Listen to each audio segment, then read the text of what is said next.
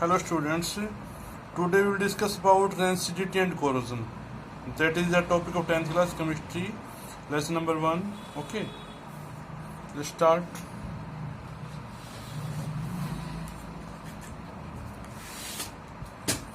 First of all, what is rancidity? For this, first we take example. What will happen if we take oily food, make oily food, fried, and put this without covering, बिना ढके हम उसको रख दें, then what will happen?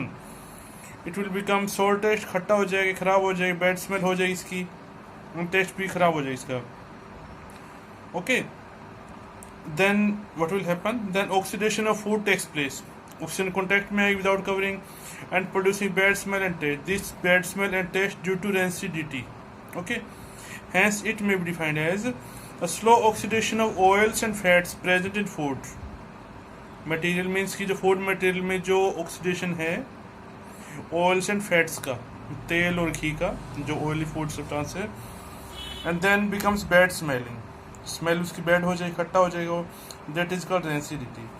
Now for the prevention of rancidity, what will we do now?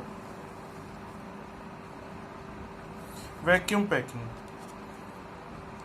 Food materials packed in air tight container.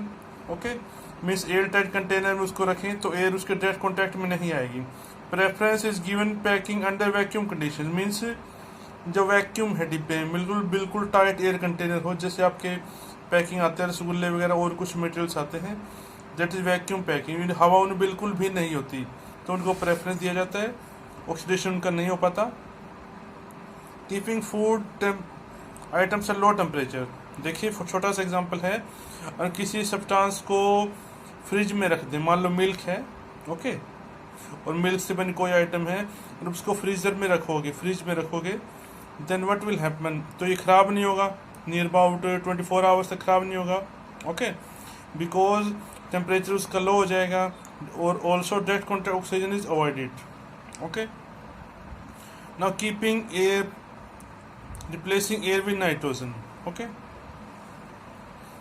in bags containing like potato chips and other similar things like Lay's and some ore materials are present, it is quite often replacement है, तो उनमें nitrogen gas भरी जाती है.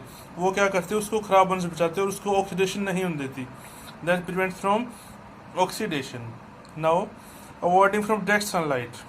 कोई भी food means oily substance है या नॉर्मली कोई भी विदाउट ऑयली सब्सटेंस, बिना फ्राई के भोजन आपका, उसे आप डायरेक्ट सनलाइट में रखेंगे तो क्या होगा? टेम्परेचर उसका इंक्रीज हो जाएगा, rancidity becomes, okay, smell and taste changes. Okay, so it is advisable that food cooked food always put away from direct sunlight, मतलब उसको डायरेक्ट सनलाइट में ना रखें for the prevention of oxidation. Now next, this topic is small. Now some chemicals are used for the prevention of oxidation or rancidity. Here, first BHA means butylated hydroxyanisole, and BHT butylated hydroxytoluene. Okay, these are two antioxidant substances for reducing acidity. Means first of all, what is NCO? Antioxidant. Anti means opposite, जो oxidation को रोके, तो ये oxidation को रोकते हैं, so these are called antioxidants. Okay, now corrosion.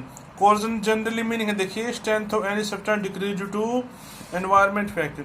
मतलब कोई भी सब्सटेंस है, अगर आप उसको एनवायरमेंट में ओपनली रखें तो क्या होगा?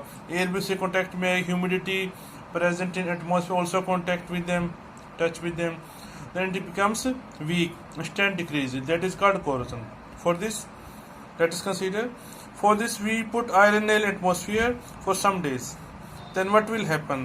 Air humidity contact with them, okay, that I tell you, and it becomes weak, कमजोर हो जाएगा वो. Hence corrosion may be defined as strength of any substance decreases due to environment effect.